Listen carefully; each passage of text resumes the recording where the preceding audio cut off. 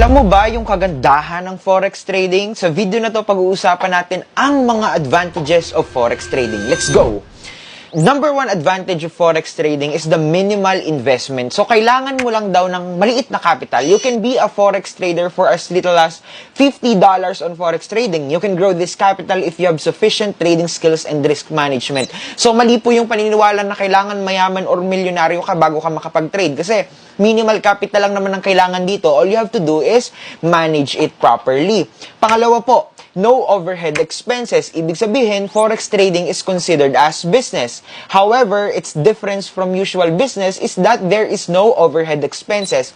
Business po ang Forex trading kasi may capital ka at yung capital mo na yun ay pinalalago mo. Same thing kapag nag-invest ka sa isang business na pinalalago mo yung capital.